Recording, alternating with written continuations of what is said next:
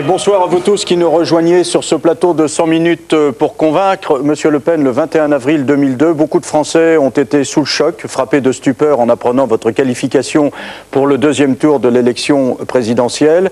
15 jours plus tard, vous étiez écrasé par Jacques Chirac, moins de 18% des voix, avec tout de même 5 525 907 électeurs. Alors le 21 avril a-t-il été pour vous l'apogée, le maximum de ce que vous pouvez espérer? Quels sont aujourd'hui vos projets, vos ambitions? Que propose le Front National? Et Jean-Marie Le Pen est-il inamovible? Autant de questions que nous allons évoquer au cours de cette émission. Vous serez interrogé par les journalistes de France 2 et du Nouvel Observateur avec lequel nous sommes associés ce soir. Et vous aurez trois interlocuteurs. Max Gallo, écrivain et historien. Christian Estrosi, député UMP des Alpes-Maritimes, et Manuel Valls, député maire socialiste d'Évry. Bonsoir messieurs, à tout à l'heure. Alors, monsieur Le Pen, donc, tout d'abord une première question. Si je vous demandais comme ça une image pour définir la France, laquelle donneriez-vous? Celle de l'Hexagone, avec sa petite Corse en bas. C'est l'image que je garde depuis mon enfance la plus tendre et que je conserverai jusqu'à ma mort, sans doute. Alors le 21 avril, donc, vous étiez qualifié pour le deuxième tour de l'élection présidentielle avec presque 17% des suffrages. Et voilà comment vous vous adressiez à vos électeurs. N'ayez pas peur, chers compatriotes. Rentrez dans l'espérance. Rentrez dans l'espérance, on se dit que vous allez faire des propositions aux Français pour essayer d'augmenter au maximum possible le nombre de suffrages se portant sur votre nom. Eh bien, le 1er mai, surprise, on redécouvre l'opposant, celui qui dénigre ses adversaires lors de votre grand discours d'entre les deux tours. L'orchestre blême qui joue désormais sous la baguette du chef du parti unique élyséen a beau déverser son flot d'ignominie, pantins et coquins, requins et faquins, et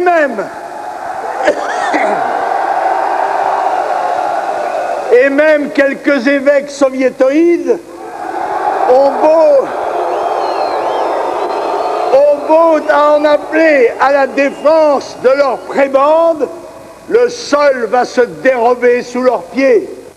Alors, il n'y a pas eu de tremblement de terre, monsieur Le Pen, mais dans le fond, est-ce que vous êtes seulement un homme d'opposition, quelqu'un qui ne veut pas du pouvoir? Qu'est-ce qui s'est passé entre ces deux tours? Je suis dans l'opposition quand mes adversaires sont au pouvoir. Oui, mais vous n'avez pas... Et bien sûr, j'espère un jour les mettre dans l'opposition parce que je serai au pouvoir. On n'a pas commis d'erreur entre les deux tours? Je n'ai pas cette impression. Vous sortez cette intervention de son contexte parce qu'elle intervient en plein milieu d'une campagne inouïe, on peut le dire, absolument abominable de dénigrement, d'agressions diverses, de manifestations, de calomnies qu'on n'avait jamais vu en France. Il n'y a quand même pas 82% de personnes sous influence en France. Non, bah écoutez, il y a tout de même un certain nombre de gens qui ont dû se laisser piéger et qui auront l'occasion sans doute d'en revenir dans les mois et les années qui viennent. C'est toute la grâce que je leur souhaite. Autre chose, monsieur Le Pen, vous êtes depuis très longtemps dans la vie politique française, puisque vous avez été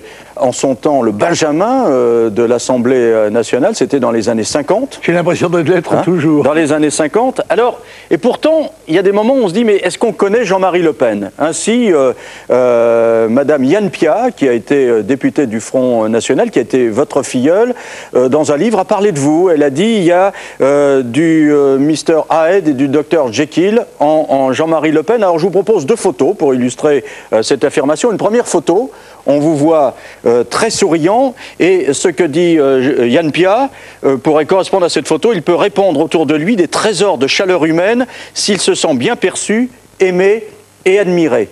Et puis, il y a une autre photo que vous allez évidemment moins aimer, c'est celle où on vous voit agresser... Non.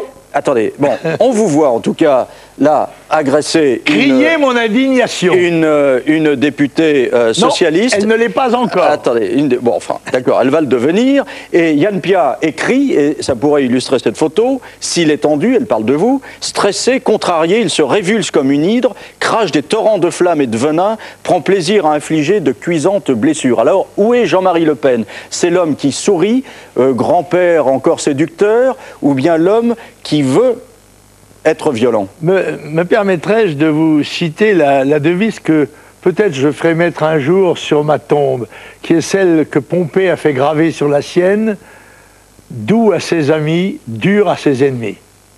Au point de vouloir frapper? Non, ça dépend. Si on me frappe, je frappe.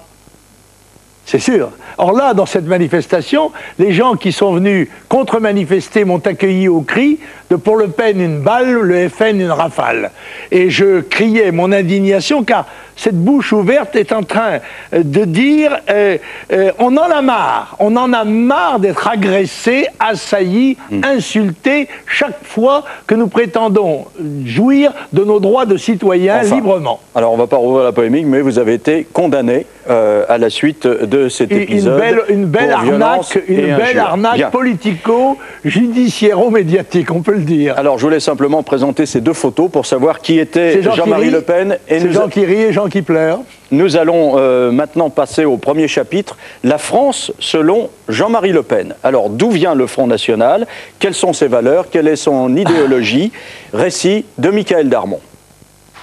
Disons-le et répétons-le, les mesures principales à prendre pour résoudre le drame du chômage sont connues. La première, c'est de réserver sur notre territoire national le travail en priorité aux fils et aux filles de France. Jean-Marie Le Pen ou l'histoire d'une pulsion française, celle de l'extrême droite à qui il donne une forme nouvelle en 1972. C'est le Front National créé avec des anciens de la collaboration. Dans ce groupe, seul Roger Olindre a un passé lié à la résistance. Comment peut-on me traiter de raciste? J'ai été cité pour mon action envers la jeunesse musulmane en Algérie. Comment peut-on me traiter nazi? Je suis un des plus jeunes résistants de France. Mais le véritable aspirateur idéologique est François Duprat. Homme de l'ombre, il introduit les thèses de la Révolution nationale et du révisionnisme sur le génocide des Juifs. Un compagnon de route auquel Jean-Marie Le Pen rend toujours hommage. Militant nationaliste ardent, il avait participé à la rédaction d'à peu près tous les journaux de droite et d'extrême droite. Oui! Et pour donner son essor à cette extrême droite, Jean-Marie Le Pen exploite alors un nouveau filon. Le FN change de cheval de bataille, passe de l'anticommunisme à la lutte contre l'immigration. Il y a une inquiétude du pays vis-à-vis de l'immigration sauvage en particulier, parce que les gens, vis-à-vis des travailleurs, ont une attitude normale, et d'ailleurs qui ressemble à la nôtre, mais vis-à-vis de tous les gens qui viennent se faire soigner en France et qui franchissent des frontières sans aucun contrôle, il y a une hostilité certaine, et je pense qu'il y a là un véritable impact de notre campagne. Ce thème devient au fil des années le point cardinal des discours lepénistes. Au FN, l'immigration est accusée d'aggraver le chômage, de menacer l'identité française. Nous ne les aimons chez nous, comme d'ailleurs nos proches parents, nos cousins ou nos voisins, que quand nous les avons expressément invités à venir. Ce n'est pas seulement notre bien-être, notre confort qui se trouve menacé, mais notre substance même. Substance biologique, substance morale, substance spirituelle. Pour la France. Et pour le chef du Front National, la solution est toute trouvée. J'établirai dans tous les domaines la préférence nationale, dans le domaine de l'emploi, dans le domaine de l'aide et des allocations familiales. Ça veut dire que les Français, chez eux, sont prioritaires par rapport aux étrangers. Depuis les années 80, l'ancien para a fait sortir l'extrême droite du désert politique. Il a pris d'assaut le débat public sur des thèmes sensibles laissés à l'abandon. Mais pourquoi faire? Car le seul sommet réellement atteint par Jean-Marie Le Pen est celui de sa notoriété.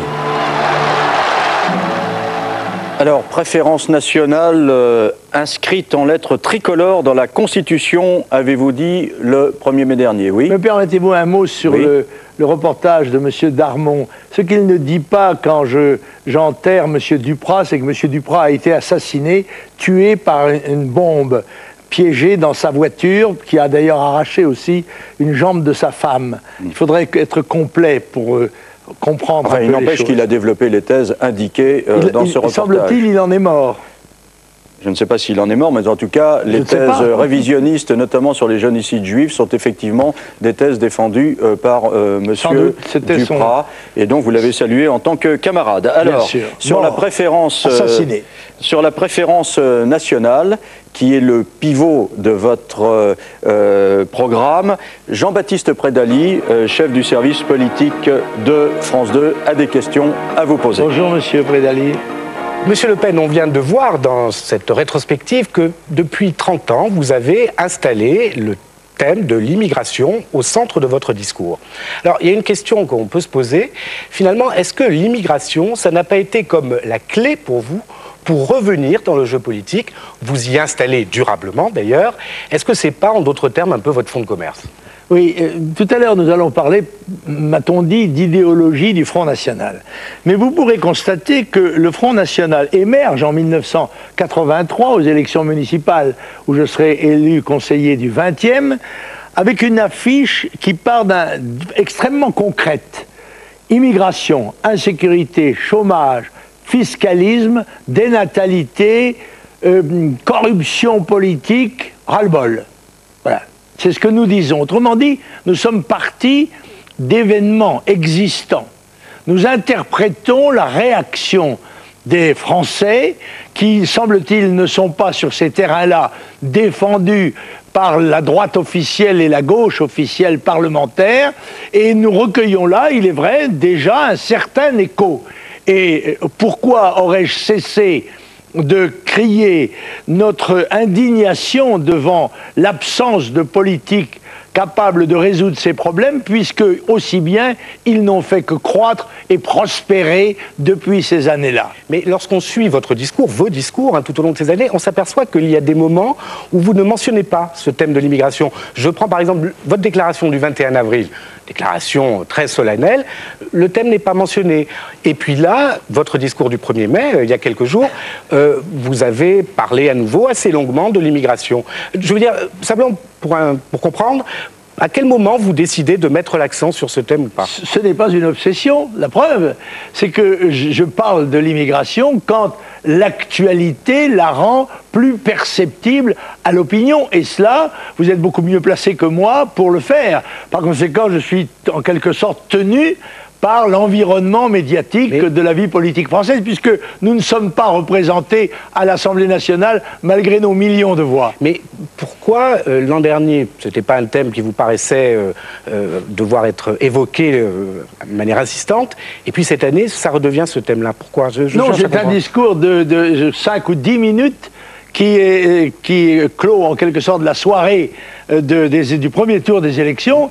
Je m'adresse à la France, je lui parle avec mon cœur, avec mes tripes si on peut dire, et je ne décline pas les différents sujets qui sont des sujets préoccupants. On ne cesse de me faire le reproche de ne parler que de ça. Alors on ne peut pas à la fois me reprocher d'en parler toujours ou de n'en parler qu'en certaines circonstances.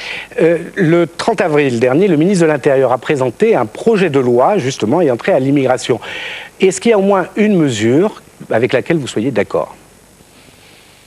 À dire vrai, je tiens monsieur le ministre de l'Intérieur pour un illusionniste.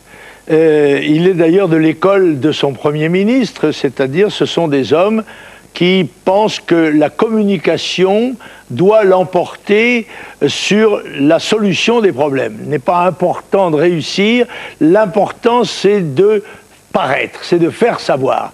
Or, les mesures prises par M. Sarkozy souffrent d'une carence essentielle, c'est qu'elles ne s'attachent, quand elles le font, qu'à un certain nombre de conséquences et jamais à l'essentiel, c'est-à-dire jamais aux causes des problèmes. Je voudrais simplement vous demander votre opinion. Le délai de rétention des étrangers en situation irrégulière porté de 12 à 32 jours. Vous êtes pour ou vous êtes contre? À condition, bien sûr, de les attraper. Non, ils sont parce qu'on ne peut retenir que ceux que l'on a, en quelque sorte, fait prisonniers. Mais sur le sens de la mesure, vous êtes plutôt arrêté. Mais pourquoi pas? C'est une mesure. Tout ce que fait M. Sarkozy n'est pas haïssable, et on pourrait même dire, s'il était encore plus jeune, qu'il y met tout de même de la bonne volonté et qu'il va finir par apprendre. Mais il est ministre de l'Intérieur. Ce n'est pas la première fois qu'il est ministre, et par conséquent, on peut être un peu plus sévère à son égard qu'on ne peut l'être. Mais qu'est-ce que vous feriez en plus? Oh, beaucoup d'autres choses. Mais je ne le ferai pas dans le cadre d'un ministère de l'Intérieur, car il faut évidemment une politique alternative des politiques qui ont été suivies. Par exemple, quelles mesures pour l'immigration, prendriez-vous, oui. Je voulais que je vous en donne quelques-unes. Oui. La première serait de couper les pompes aspirantes, c'est-à-dire de cesser de fournir aux immigrés qui viennent dans notre pays les mêmes avantages sociaux, quelquefois même plus d'avantages sociaux qu'à nos propres compatriotes, car c'est cela qui constitue la pompe aspirante. On vient du monde entier en France, parce qu'on sait qu'en venant en France, on gagnera sans travailler plus de 100 fois plus qu'en travaillant chez soi. La deuxième, c'est la réforme du Code de la nationalité. Il est essentiel qu'il y ait une différence entre les Français et les étrangers en France. Faute de quoi, évidemment, personne ne s'y retrouve. Et les Français ont le sentiment de ne plus être chez eux. Il faut en particulier que soit supprimé le droit du sol, qui fait que l'on devienne français simplement parce qu'on y est né. Alors qu'on doit, à mon avis, la nationalité s'hérite ou se mérite, soit par la filiation d'un des deux parents, soit par la demande et l'acceptation de la naturalisation. Alors, puisque vous en venez à ce sujet, je vous propose d'écouter quelqu'un que nous avons rencontré il y a quelques jours, qui a été un grand champion français, un athlète dans les années 60, qui a fait résonner la Marseillaise bien souvent dans tous les stades du monde entier. Ses parents étaient polonais, il s'appelle Michel Jazzy, il voudrait vous parler. Écoutez, ma famille est arrivée en 1917 en France. Mes parents se sont connus par la suite et à 18 ans il a fallu, je suis né, à 18 ans il a fallu que je choisisse ma nationalité, français ou polonais. Je n'ai pas hésité un seul instant, je me considérais davantage français que polonais et j'ai donc demandé cette nationalité française et j'ai fait mon service militaire, j'ai eu une carrière internationale d'athlète international français. Je pense que pour certains hommes politiques, et en particulier je voudrais m'adresser à M. Le Pen, je voudrais lui dire que moi, en 10 ans de carrière internationale en athlétisme, je pense que j'ai apporté davantage à la France que certains politiques en 30 ans de leur carrière politique. Alors avec le droit du sang, Michel Jazzy ne serait pas français, oui, je crois que M. Jazzy est mal informé. Je lui conseille d'ailleurs, puisqu'il habite le Nord, de rencontrer notre secrétaire départemental, M. Slabolepsi, qui est exactement de la même origine que lui. Droit du sang, il ne serait pas français. Ses parents étaient polonais. Il aurait demandé à être français. On lui a offert une option, n'est-ce pas ? Dans le cadre de la loi de cette époque. Elle était automatique. Sa nationalité, à partir du moment où il faisait ce choix, elle était automatique. Les mêmes problèmes ne se posaient pas, n'est-ce pas? Les immigrants polonais ne posaient pas le problème que posent aujourd'hui les millions d'immigrés du tiers-monde, qui ne sont d'ailleurs que l'avant-garde de dizaines de millions d'autres. Mais par immigré, vous entendez essentiellement, vous, les Maghrébins, en gros. Pardon? Par immigré, vous entendez essentiellement les Maghrébins. Non, monsieur. L'immigration dans notre pays est planétaire. Savez-vous que les Chinois étaient 125 000 il y a 5 ans à Paris? Ils sont 250 000. On pense que dans 5 ans, ils seront 500 000. Par conséquent, ce n'est pas seulement les Maghrébins. Il y a l'Afrique noire, il y a l'Amérique du Sud, il y a tout le continent asiatique. Les Pakistanais, les Hindous, les Indonésiens, les Vietnamiens et les Chinois avec leurs milliards et demi d'habitants. Dans ce cadre-là, est-ce qu'on peut fermer des frontières? Vous dites que c'est planétaire. Je le crois, oui, c'est un problème de volonté politique.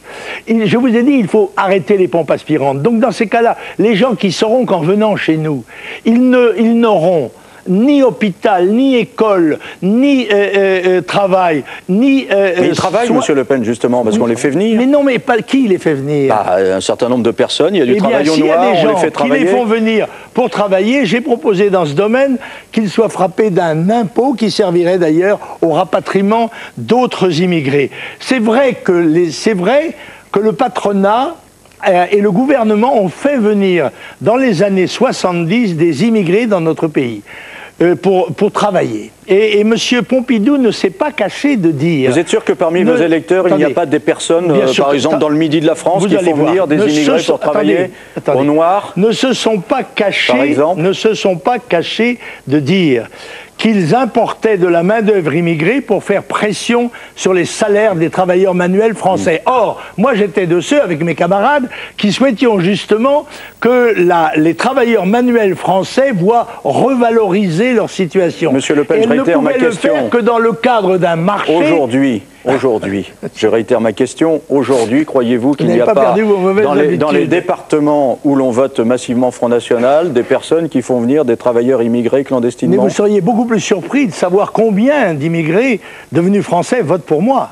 Et qui savent mieux que quiconque, qu'ils sont sur le terrain, qu'il est absolument mortel, suicidaire, de laisser entrer par centaines de milliers, voire par millions, les gens qui entrent chez nous. Par millions. Je voudrais vous interroger sur une déclaration que vous avez faite au Monde, datée du 19 avril. C'est dans une interview, je prends une de vos réponses.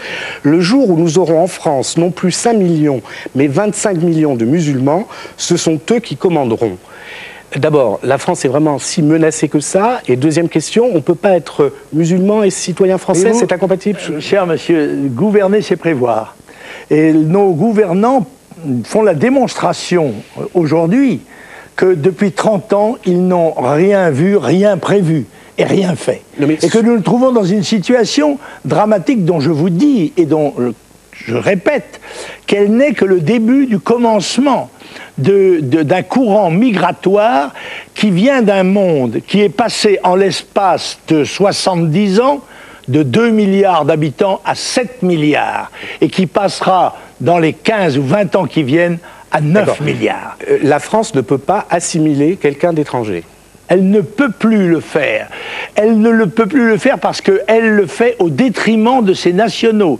Chaque fois qu'on fait entrer quelqu'un qui, soit comme assisté, soit comme travailleur, il est bien évident que dans un pays où il y a 3 millions ou 4 millions de chômeurs, eh bien, il prend la place d'un travailleur français.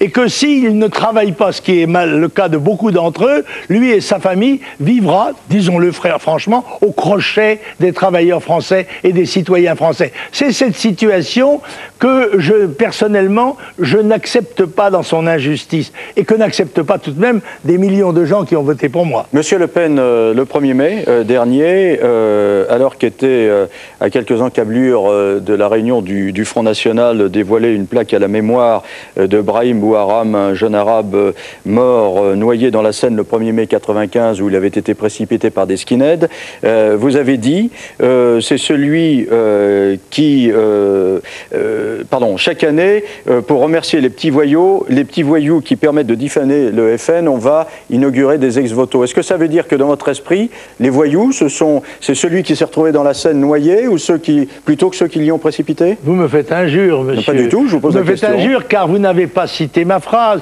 J'ai parlé de la mort du malheureux Marocain jeté à l'eau par des petits voyous. Alors, il est bien évident que l'opération de monsieur Delanoë, qui d'ailleurs recommençait celle qu'avait faite avant lui monsieur Mitterrand l'année même de l'accident, et permettez-moi de vous faire une citation. Elle sort d'un livre qui est à peine sorti des presses. C'est de monsieur Philippe Bilger. Ça s'appelle Un avocat général s'est échappé. C'est plus facile pour un avocat général de s'échapper que pour un détenu, sauf Perletto, bien sûr. Je vous lis sa dernière... Vous n'allez pas regretter que le criminel soit en prison. Je vous lis sa dernière phrase. Bertrand Delanoë, c'est le procureur général de l'affaire Bouharam, vous savez. Oui. Nouveau maire de Paris ayant évoqué la possible édification d'une stèle à la mémoire de Brahim Bouharam, j'ai failli lui écrire pour lui exposer le contexte exact d'une affaire qui avait fortement ému l'opinion publique. À mon sens, une stèle, ce serait faire trop d'honneur, même à rebours, à Fréminet, qui n'était qu'un jeune homme limité, égaré. J'ai renoncé à cette lettre. Il est difficile de convaincre qui a plus besoin d'un symbole que même de réalité. Égaré, je retire l'échelle, je n'en dirai pas plus. Même limité et égaré, méritait-il de périr noyé? Pardon? Même limité et égaré, méritait-il de... Qui a dit cela? Je ne sais pas, c'est ce que vous venez de dire. Mais qui a dit cela? Je ne sais pas, enfin bon, mais non, écoutez, voyons, on va pas... Ça, c'est l'opinion de l'avocat général Philippe Bilger. Et je la lis parce qu'elle a un rapport direct avec la cérémonie ou la pseudo-cérémonie de monsieur Delanoë, qui veut exploiter des cadavres en attribuant la responsabilité de ce meurtre au Front National, qui n'avait strictement rien à voir dans cette affaire, qu'il a d'ailleurs très nettement condamné. Alors, Monsieur Le Pen, je vous propose de regarder cette image qui, elle, a été prise à la manifestation du Front National du 1er mai. Voilà, c'était un badge distribué par les jeunesses du Front National. Tu niques la France, dégage. Est-ce que c'est une façon d'apaiser les esprits vis-à-vis de l'immigration? C'est sûr que s'il y a des gens qui disent qu'ils niquent la France, il faut les dégager au plus tôt. Oui, non mais enfin, oui, ce badge, c'est un appel à l'apaisement des esprits? Je ne sais pas demander ça au FNJ, le Front National de la jeunesse, ils prendront leurs responsabilités. La jeunesse avec Le Pen, est-il indiqué? Oui, absolument. Oui, il y en a quand même un petit peu. Vous ne les approuvez pas? De vouloir dégager ceux qui niquent la France, oui. Ce badge, non, l'interpellation de ce badge. Non, vous ne les approuvez pas. Très bien, merci. Maintenant, nous allons faire venir Alain Duhamel qui a lu un sondage Ipsos réalisé pour le Nouvel Observateur et France 2 sur l'appréciation que les Français portent sur le Front National. Alain? Bonsoir, Monsieur Le Pen. Bonsoir, Monsieur Duhamel. La première fois que je vous avais interrogé à la télévision, c'était à l'heure de vérité. Un souvenir inoubliable. Il y avait en tout cas à peu près 20 ans. Je vous avais posé une question. Je vous avais dit, est-ce que vous-même, vous vous considérez comme un démocrate? Et vous m'aviez répondu, je préfère dire un républicain. Alors je voudrais savoir si, 20 ans après, en gros, à la même question, vous faites la même réponse.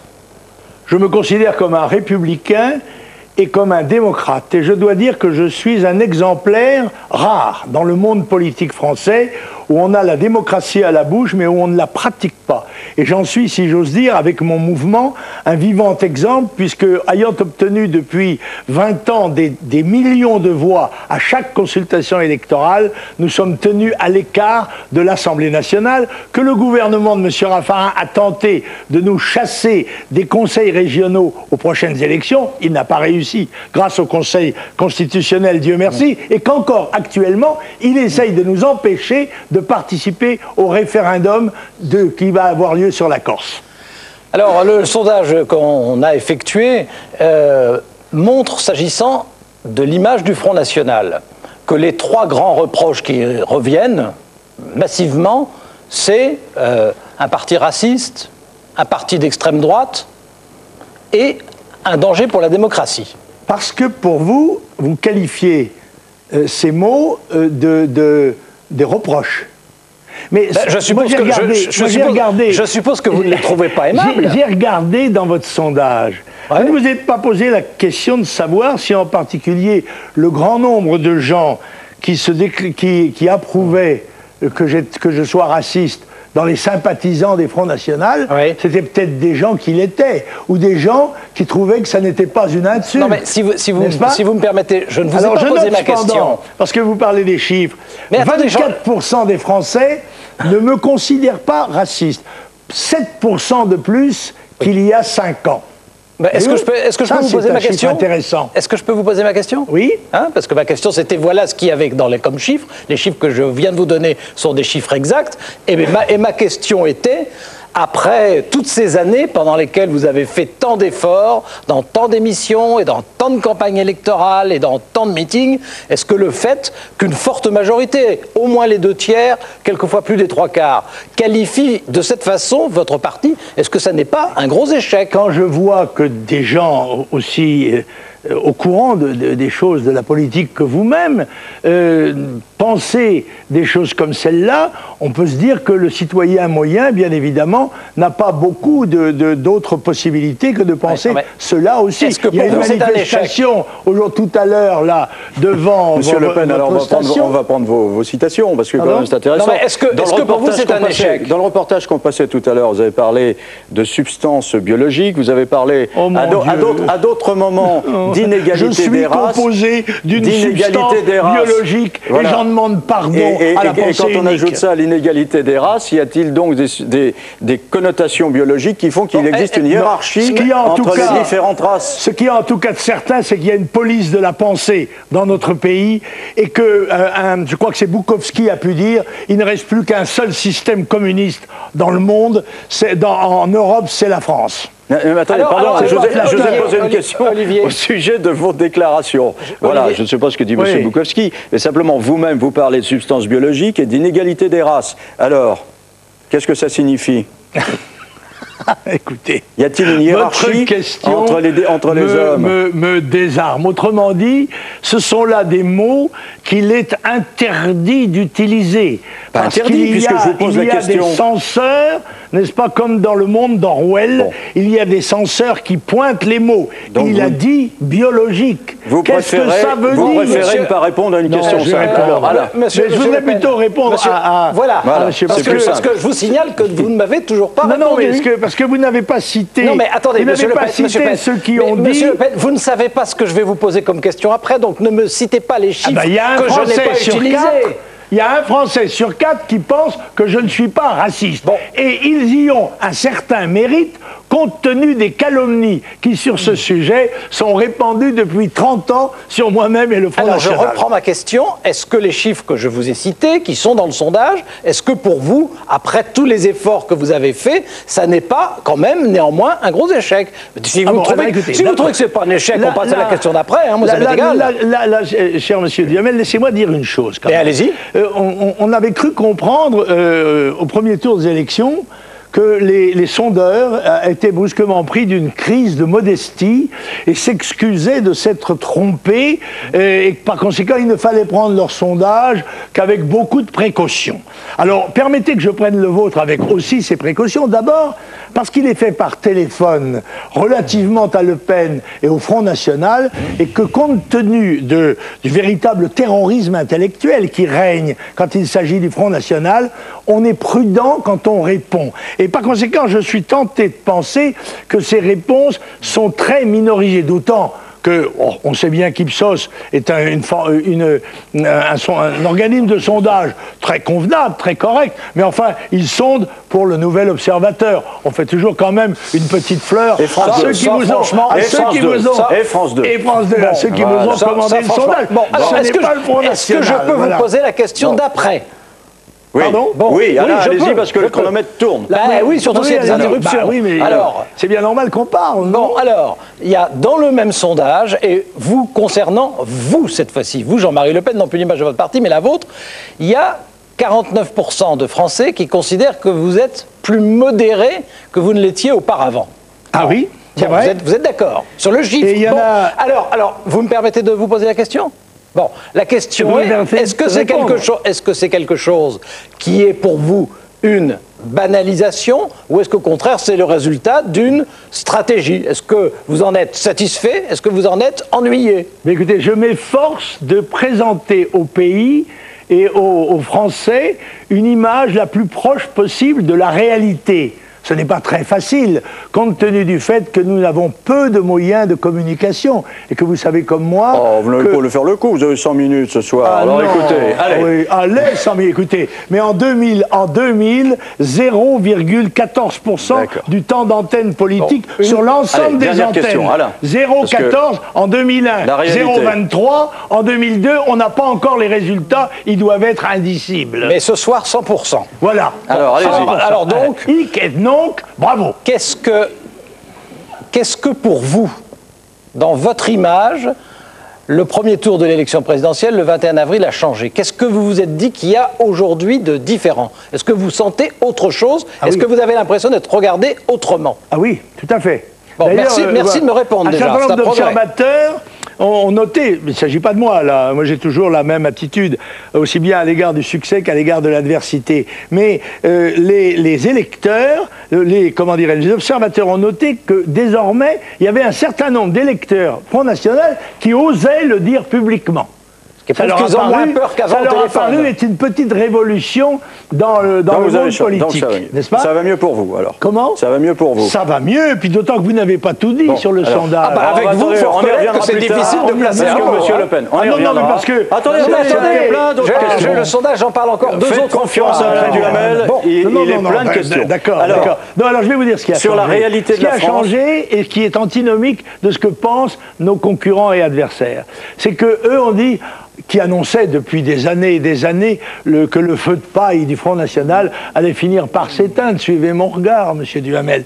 Eh bien, oui, ben voilà. Regardez alors, écoutez, eh bien, je vous propose de débattre de la réalité de la France. Vous avez un interlocuteur, Max Gallo. C'est pas rien, Max Gallo. C'est un écrivain et un historien qui aime beaucoup la France, qui a consacré des livres, notamment à De Gaulle et à Napoléon et bien d'autres encore. Max Gallo, même à César.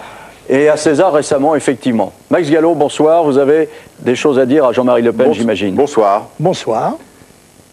Bonsoir. Écoutez, c'est moi, à Jean-Marie Le Pen, que je pense m'intéresser parce que ce que nous venons d'entendre était passionnant dans la mesure où c'était une in vivo, une description des talents, de l'habileté politique et idéologique de Jean-Marie Le Pen. Donc je crois que tout a été dit sur l'homme Jean-Marie Le Pen. C'est un talent avec beaucoup d'efficacité. Et je ne vais pas me lancer dans la course aux anathèmes. Moi, ce qui m'intéresse, c'est de savoir pourquoi 5 250 000 Français ont voté pour lui et pourquoi, malgré tous les anathèmes, il continue à polariser l'attention à ce point. Alors moi j'ai un diagnostic qui est celui-ci.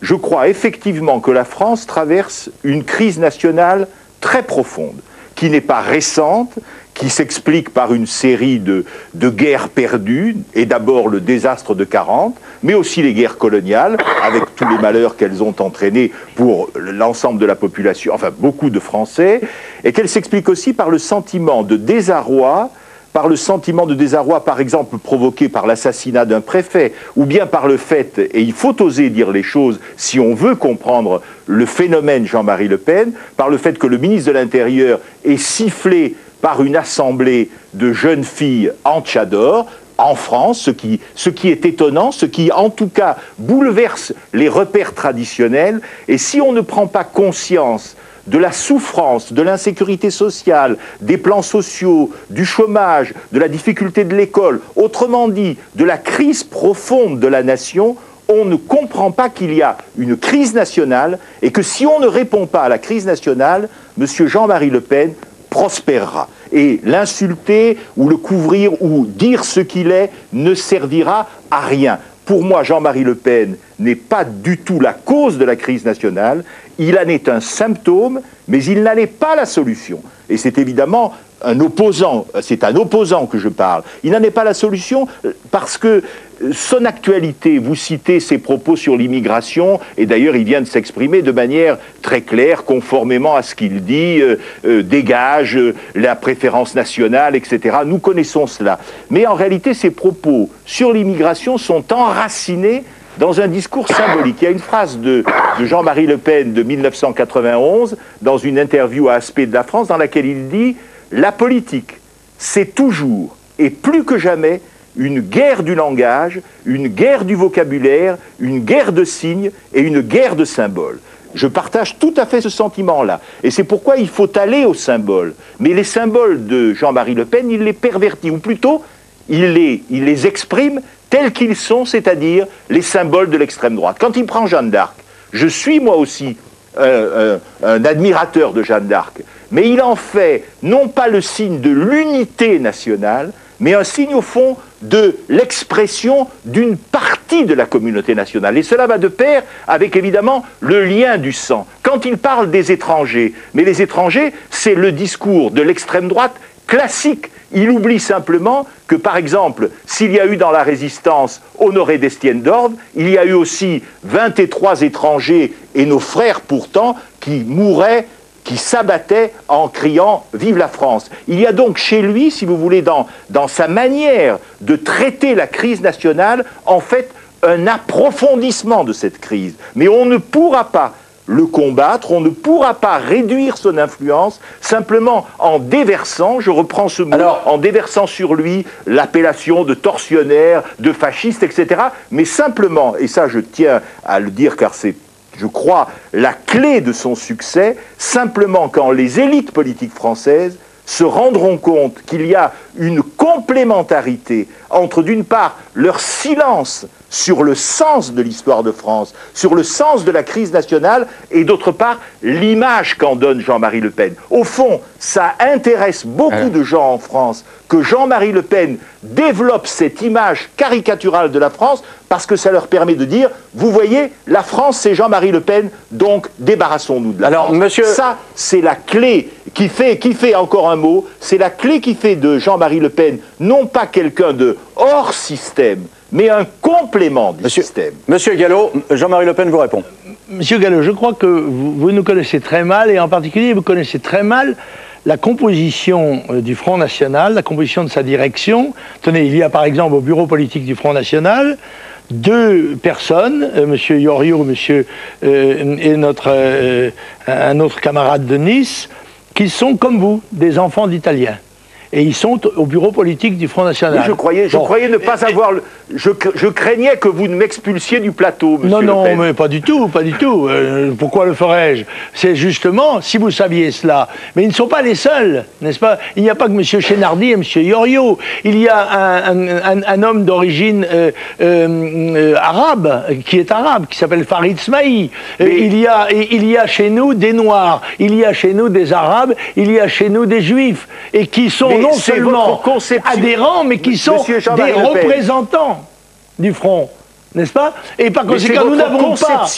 Mais non, mais je vous crois de bonne foi, monsieur Gallo. Je crois que vous vous trompez. Nous n'avons pas cette attitude-là. Nous ne sommes pas hostiles aux étrangers, et surtout pas aux étrangers devenus français et qui aiment la France. Mais nous sommes hostiles au phénomène de l'immigration. Et même pas aux immigrés. J'ai toujours dit, vous ne devez pas vous en prendre aux immigrés. Ils ne sont pas responsables de leur présence. Seuls sont responsables les politiciens français de droite et de gauche. Max Gallo. Mais en fait, votre conception, votre discours sur l'immigration, c'est ce que j'ai essayé de dire, votre discours sur l'immigration, il s'enracine sur votre vision de la France. Quand on lit les articles que vous avez écrits, quand on voit la manière dont vous traitez les symboles, on voit bien que votre façon de voir la France, c'est une façon où vous excluez les étrangers. Mais non. Vous prenez Clovis, par exemple. Mais Clovis, c'est un Germain. Vous prenez Zola, vous prenez Gambetta, vous prenez Mazarin.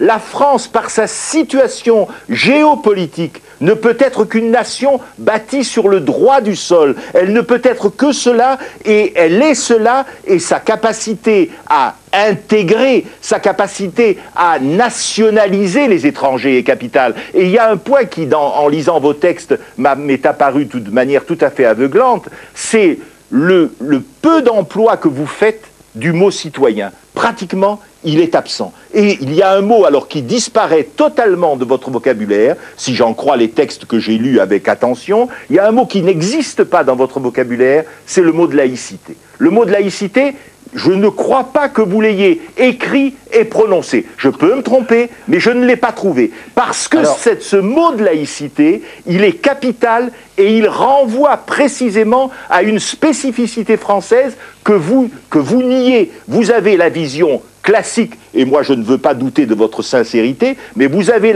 la vision classique de l'extrême droite, et le problème qui est posé, c'est celui-ci. Comment cette vision classique qui est dans la tradition française de l'extrême droite réussit-elle aujourd'hui à occuper un tel champ dans l'espace? Alors, monsieur Gallo, cela c'est possible parce qu'il y a des missions, en fait, sur la question nationale. Monsieur Gallo, Monsieur Gallo, êtes-vous prêt à me rencontrer ou rencontrer mes amis et à débattre avec eux?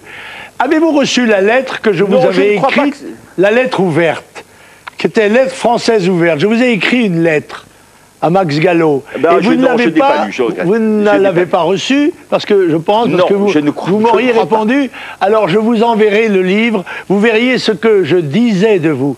Je voudrais poser une question. Trouvez-vous normal que le Front National, avec des millions d'électeurs, n'ait pas de représentation dans l'Assemblée nationale française? Est-ce que c'est normal? Je ne le trouve pas normal, parce que je considère que dès lors que vous jouez, fût-ce en apparence, mais en tout cas dans le cadre légal, le jeu démocratique, je crois qu'on peut et doit débattre avec vous de manière démocratique parce que vous participez au jeu démocratique. Et je ne crois pas que nier la réalité des représentations, soit une bonne méthode en vie démocratique. Max Gallo, je suis en tous les cas, moi, prêt à débattre, en privé même, avec vous, pour que vous connaissiez, mieux le sujet, que vous ne semblez le connaître, car j'ai peur que vous nous connaissiez à travers les médias. Alors, et pas directement. Monsieur Gallo et Monsieur Le Pen, manifestement... je crois malheureusement avoir lu vos textes. Deux visions de l'histoire de France différentes. Merci Max Gallo. Monsieur Le Pen, nous passons maintenant à un second chapitre. 30 ans de présidence, parce que le Front National a été créé en 1972, ça fait même 31 ans d'ailleurs. Oui. Hein, c'est bon signe ça pour un parti que le président soit toujours le même depuis 31 ans? Bon, c'est pas mauvais, je crois. Si j'en juge par un certain nombre d'autres institutions, il y a dans la vie politique des gens qui ont été, en quelque sorte... Au même poste, même fonction pendant 31 ans? Ah oui, bien sûr. Ah, moi, je bien sûr, regardez le pape, par exemple. Il n'a pas 31 ans. Bah, il y aura, bientôt. Hein, et le pape, toute la grâce que je lui souhaite. Mais vous savez... Il n'est pas soumis à élection périodique. Oui, mais je me soumets à une élection périodique. Oui. Je serais tenté de dire que ça n'est pas de ma faute si je suis réélu par acclamation à l'unanimité du Congrès. Oui. Je ne vais tout de même pas pleurer à cause de cela. Alors, ça prouve la confiance que j'ai dans le mouvement que je dirige, eh bien, elle m'est rendue par les adhérents du Front National. Nous allons voir justement comment fonctionne le Front National avec ce récit d'Alix Bouillaguet. Ce matin-là, Jean-Marie Le Pen avait la tête des mauvais jours. C'était il y a 2 semaines au congrès du Front National. Visage fermé, il annonçait sèchement la liste des 100 élus au comité central. 1. Gollnisch, Bruno. 34, Le Pen, Marine, 453. Une 34e place pour Marine Le Pen, de quoi contrarier son président de pair, elle qui pourtant était arrivée 10e au précédent congrès. Si ça peut rassurer ceux qui s'inquiétaient de ma montée, j'en suis ravi. Du réconfort, Bruno Gollnisch, dauphin désigné, pourrait bientôt en avoir besoin. Car malgré ce désaveu pour la Benjamine, l'hypothèse d'une succession familiale continue de faire son chemin. Le premier à avoir dénoncé ce qu'il appelait lui-même une dérive monarchique, c'est Bruno Maigret. Tout va bien, tout va bien. Nous sommes en 98, malgré les apparences, tout ne va pas bien entre les deux hommes. À cette époque, menacé d'inéligibilité, Jean-Marie Le Pen envisage de confier la tête de liste des européennes à son épouse Jeannie. Je serai un bon petit soldat, s'il faut, je le ferai, à mon corps défendant.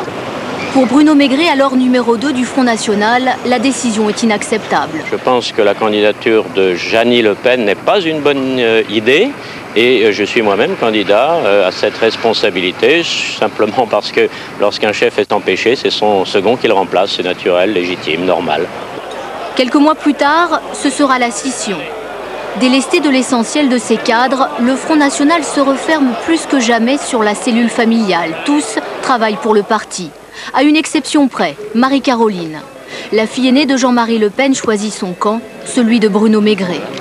Du jour au lendemain, elle quitte la propriété paternelle de Saint-Cloud, là où vivent toujours ses 2 autres sœurs, Yann et Marine. C'est vrai qu'on est très famille et on apprécie de vivre dans la même maison parce que nos enfants aussi peuvent se voir régulièrement. On en a 3 chacune, donc ce serait idiot de ne pas profiter d'une aussi belle propriété.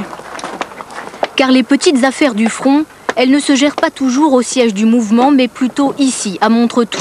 C'est là que les carrières se font ou se défont. Salut mon président, ça va? Ça va. Grâce au petit coup de pouce de son père, celle de Marine Le Pen a pris un nouvel essor. Nommée vice-présidente du Front National, elle peut entrer dans le club très fermé du bureau exécutif, l'organe suprême du parti. Désormais, les 7 autres membres devront composer avec la fille du chef. Préférence familiale, hein? Non, mais il se trouve que j'ai des filles. Je ne vais pas les chasser, parce qu'elles sont là.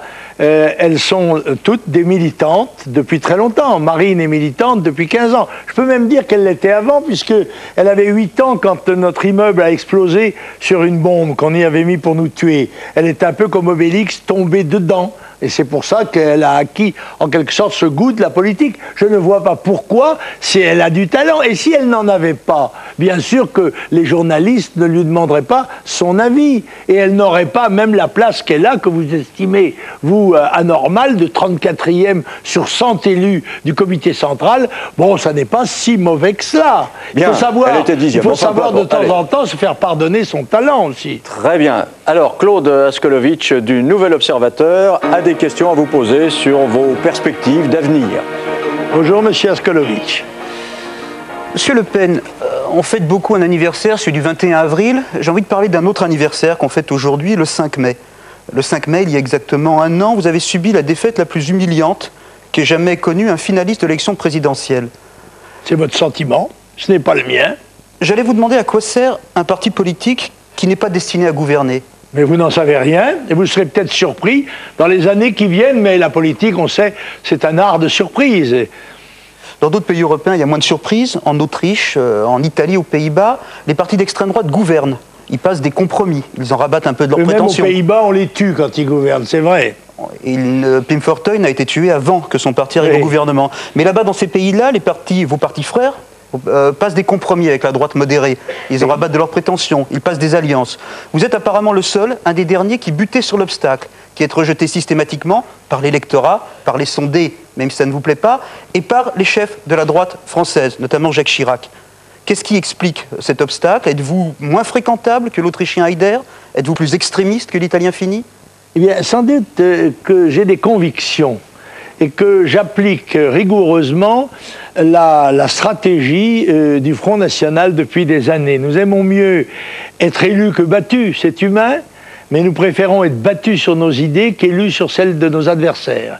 Et je ne suis pas, pour ma part, prêt à faire de compromis avec des appareils ou des responsables politiques que je tiens pour insuffisants, impotents, voire pour d'autres criminels. Je crois que la proposition du Front National est une proposition alternative. Et je regrette beaucoup que le 21 avril ait été faussé par la trahison de M. Maigret.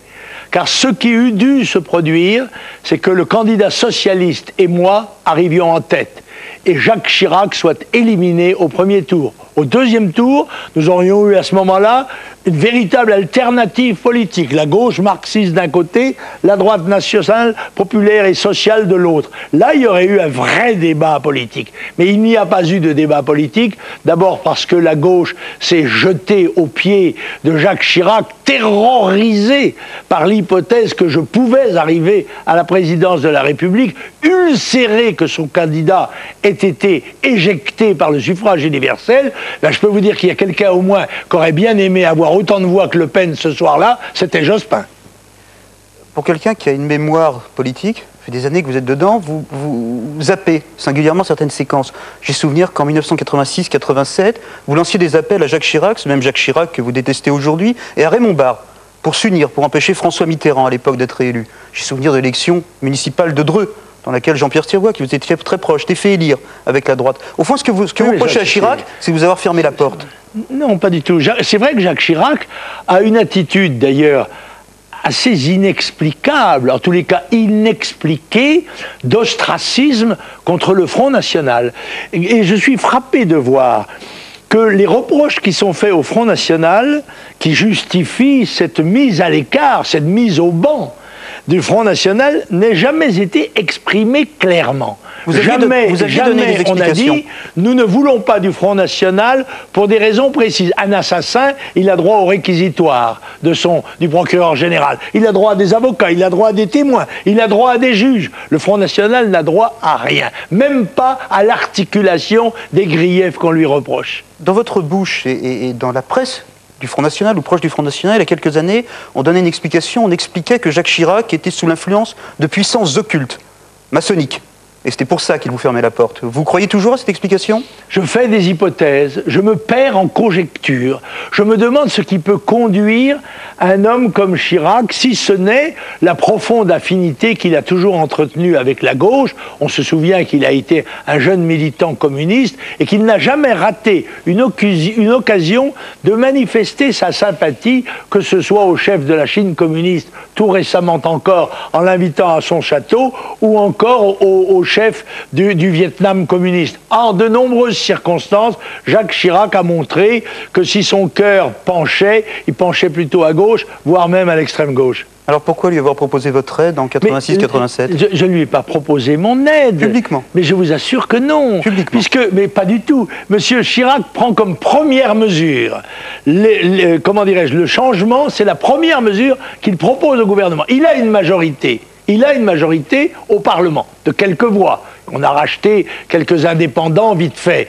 Mais il a la majorité. Il n'a pas besoin des voix du Front National. La première mesure qu'il prend, c'est la réforme électorale qui revient en quelque sorte au scrutin majoritaire, qui élimine donc le Front National. Il a continué de le rester jusqu'aujourd'hui.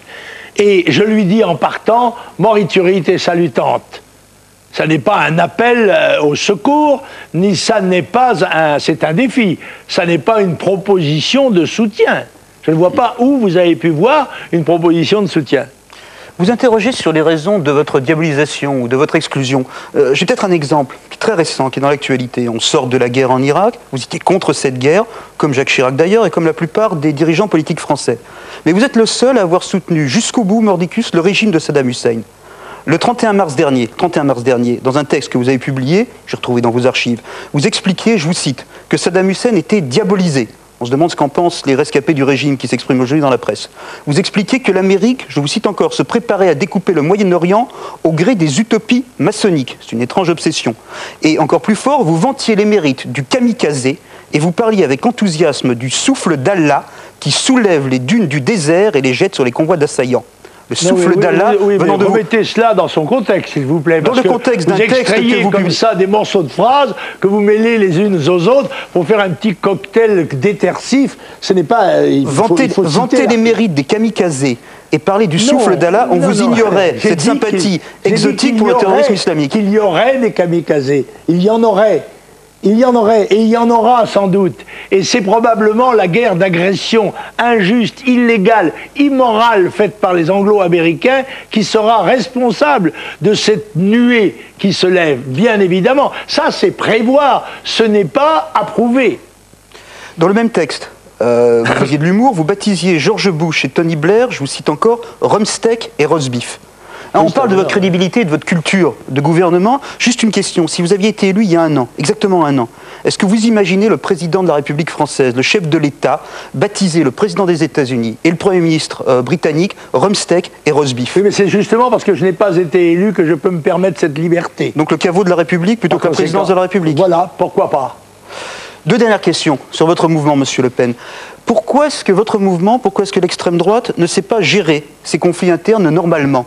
Après tout, il peut y avoir des oppositions, le voit au PS, ils ont un congrès. Pourquoi est-ce que chez vous, quand il y a des divergences, ça se termine mal, par une scission, c'est Maigret, ou par des dissensions, des haines internes, comme on le voit aujourd'hui entre votre fille, Marine Le Pen, et vos barons, ceux qui dirigent le parti avec vous? Vous avez quelquefois assisté au congrès du Parti Socialiste, vous avez assisté au dernier congrès du Parti Communiste dans lequel Mme Buffet a réglé ses comptes en excluant de son bureau politique tous ses adversaires. Eh bien, ce n'est pas comme ça au Front National. Cela ne se passe pas. Et puis, il n'y a pas eu une scission avec Bruno Maigret. Il y a eu un complot, une tentative de putsch secrètement organisée pour s'emparer illégalement des leviers de commande du Front. Ça n'a strictement rien à voir. D'ailleurs, nous avons apporté la preuve, démocratiquement, que nous étions légitimes, puisque moi j'ai fait 18% et Maigret a fait 2%. Voilà. Aujourd'hui, à mot couvert, quand il parle avec les journalistes, parce qu'il parle avec des journalistes, les partisans de Marine Le Pen, comme les partisans de Bruno Gollnisch, parlent d'une scission possible. Vous le savez? Ah non, je ne sais pas. Est-ce que vous savez? Je ne le sais pas. Vous ne le savez pas. Je ne le sais pas. Et si vous avez entendu cela, c'est peut-être l'opinion de tel ou tel, mais ça n'est pas l'opinion du mouvement, telle qu'elle s'est démocratiquement exprimée. Dois-je vous rappeler que quand je lis, on dit un commentaire assez étonnant d'ailleurs, parce que je ne vois pas comment on peut lire une liste, un résultat électoral autrement que sèchement, n'est-ce pas? Quand je lis cette liste, elle est soumise à l'approbation. Approuvez-vous la composition du bureau politique? Unanimité moins une voix. Approuvez-vous la constitution du bureau exécutif? Unanimité. Il y a là 120 personnes qui constituent comment dirais-je, l'assemblée de notre mouvement et par conséquent qui pourrait s'exprimer. Dernière question. Personne n'a exprimé le point de vue dont vous faites état là. Toute dernière question qui vous renseignera peut-être également sur l'état d'esprit à l'intérieur de votre parti. C'est à ça que servent les journalistes. Beaucoup de vos dirigeants disent que Marine Le Pen, votre fille, dont vous êtes très fier, que vous imposez à une vice-présidence contre l'avis de la plupart des autres dirigeants, que cette fille vous fait vieillir.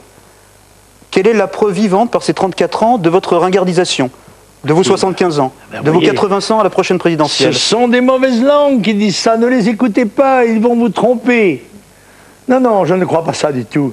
Vous ne croyez pas que l'engouement dont bénéficie votre fille souligne votre propre rejet? Au bureau exécutif, 5e vice-présidente, parce qu'elle est représentative de toute une classe, de toute une catégorie d'adhérents, d'adhérentes, d'électrices, d'électeurs, qui sont des gens de moins de 40 ans. Il y en a quelques-uns encore dans notre pays. Donc on aura appris qu'il y a des mauvaises langues au Front National. Sûrement. Voilà, bien. Bien sûr. Alors maintenant nous allons voir... Là où il y a de l'homme, il y a de l'hommerie. Merci Claude Askolovitch. Nous allons voir maintenant comment ça se passe lorsque le Front National gagne des élections. Ça s'est produit dans certaines municipalités, 4 municipalités dans le sud d'ailleurs. Il y avait eu Vitrolles, Toulon, Orange et Marignane. Alors Arnaud Boutet... Et d'autres, mais je parle des 4 plus emblématiques. Et donc Arnaud Boutet est allé à Orange et à Toulon. Sur le marché, tout le monde le salue. Souriant, attentif, Jacques Bompard fait de la politique de proximité l'une des clés de son succès. Si vous avez un problème, vous voyez Madame Galmard. Vous venez me voir. Nous avions une ville qui était très sale, qui n'était pas accueillante. Le maire a tout fait. En 2001, Jacques Bompard retrouve son fauteuil de maire dès le premier tour. Son bilan, c'est sa bonne gestion, mais aussi sa voirie, les pavés, les fontaines, une vitrine, car tous les quartiers ne bénéficient pas de cette diligence. La priorité, c'est d'abord le cœur de ville, parce que c'est la zone qui est le plus visitée par les touristes. C'est vrai aussi que le cœur de ville est maintenu plus propre qu'à la périphérie. Les touristes ne viennent pas ici. Le quartier populaire de l'Aigle ressemble à un ghetto coupé du centre-ville. La gestion Bompard élimine le social.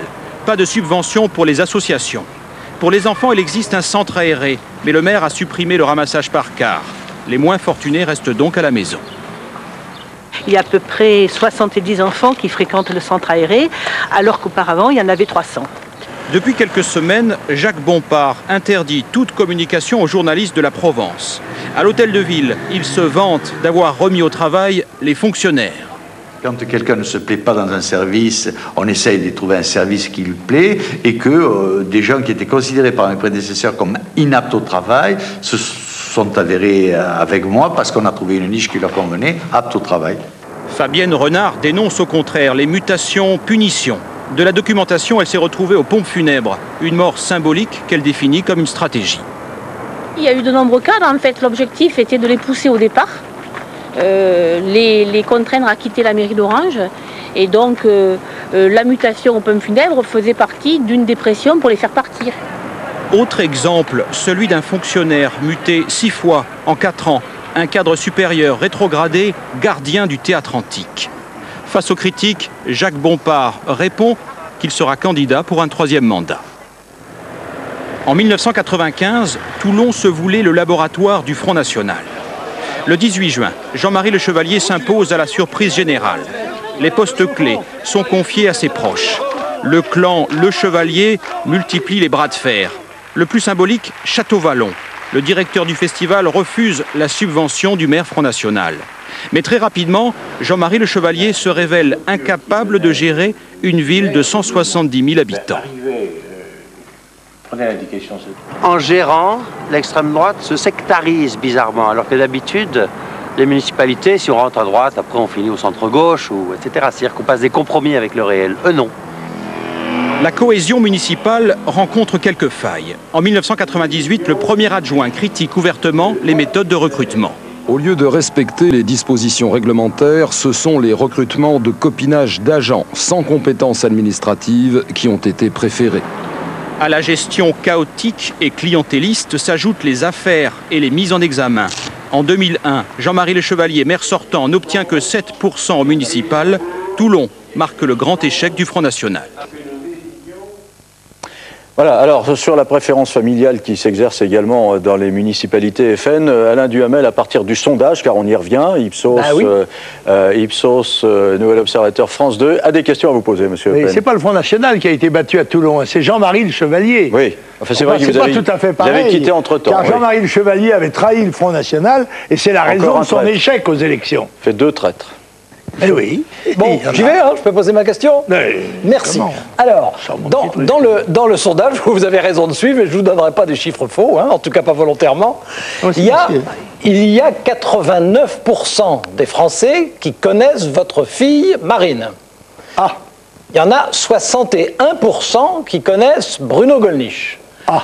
Alors, je voudrais savoir... Bah oui, c'est comme ça, c'est bon. Ah oui. Je voudrais savoir... si, dans votre esprit, vous qui avez quand même l'expérience de candidatures présidentielles multiples, la capacité à attirer l'attention, à se faire connaître, à manifester du charisme, à intéresser, à créer quelque chose autour de soi, est-ce que c'est un élément déterminant pour choisir un ou une candidate? Et moi, je suis très heureux que... les médias invitent Marine, je serais très heureux qu'ils invitent aussi Bruno Gollnisch, qu'ils invitent Karl Lang, qu'ils invitent les dirigeants de notre mouvement, et je me suis plaint tout à l'heure, à juste titre, que ça n'était pas le cas. Oui. Il y a beaucoup de débats, et nous ne sommes généralement pas invités. Et dans ces débats, nos spécialistes sont des gens qui tiendraient très bien, Martinez ou tant d'autres. On les a vus apparaître comme ça de temps en temps, mais trop rarement. Monsieur Le Pen, est-ce que vous voulez être assez gentil pour répondre à ma question? Parce que ce que vous venez de dire, c'est sûrement très intéressant, mais ça n'avait rien à voir avec ma question. Ah bon? Rien du tout. Ma question, c'est ma question. Me suis trompé? Ben peut-être, vous étiez distrait. Ma question, c'était votre fille attire l'attention de 89% des Français, Bruno Gollnisch de 61%, vous qui avez été plusieurs fois candidat à l'élection présidentielle, qui connaissez bien le fonctionnement des campagnes, est-ce que vous considérez ou non que c'est un élément décisif pour le choix d'un candidat ou d'une candidate que d'être capable de provoquer cet intérêt et cette attention? C'est un des éléments. Je pense que partout, aussi bien dans les affaires que dans la politique, on tient compte des qualités de communication, mais en l'occurrence, ces qualités de communication ne manquent pas à M. Gollnisch. Ce qui lui manque, c'est des interlocuteurs. Alors, prenons ce soir, émettons ce soir le vœu que beaucoup de gens permettent à Bruno Gollnisch de compenser le petit retard médiatique qu'il a dans les sondages. Si c'est ça, comment est-ce que vous expliquez qu'à ce moment-là, selon vos critères, on invite plus souvent votre fille que Bruno Gollnisch? Ah ben ça, posez la question vous êtes un homme politique, parce que vous êtes le président du Front National. C'est que ni moi, ni mes services, n'ont poussé Marine à aucun moment, je peux vous le dire. Et je ne vous dis pas le contraire. Non, mais je le dis, pour que ce soit clair, coram populo. Mais je constate que il n'y a pas, de la part des médias, cette appétence, provisoirement peut-être. Il se trouve que Marine est à la mode, que on a besoin dans la politique française, c'est un petit peu d'un petit courant d'air pur, d'une jeune femme souriante, d'une jeune mère de famille, d'une jeune professionnelle, d'une jeune élue, qui, je vous le rappelle quand même, a fait 35% des voix au deuxième tour dans le pays minier. Monsieur Le Pen, comment est-ce que sera un jour, je ne vous dis pas maintenant, un jour, comment est-ce que sera désigné votre successeur? Eh bien, normalement, je veux dire, par quel système statutairement, ça sera... c'est le Congrès du Front National qui désignera mon successeur. Mais comme il peut toujours y avoir un accident de parcours, j'ai bien précisé que s'il m'arrivait quoi que ce soit qui me mette hors d'état de remplir ma fonction, je désignais Bruno Gollnisch pour être mon successeur. C'est clair, ça. Parce que j'ai pour lui la plus grande estime, la plus grande sympathie, et même la plus grande affection, vous voyez. Bon, c'est pas mon fils, mais presque. Dans le même sondage, il y a 51% des Français qui considèrent que vous-même, aujourd'hui, vous êtes usé. Ah bon? Ah oui. Ah oui. Alors, je ne vous dis pas qu'ils ont raison ou qu'ils ont tort. Attendez,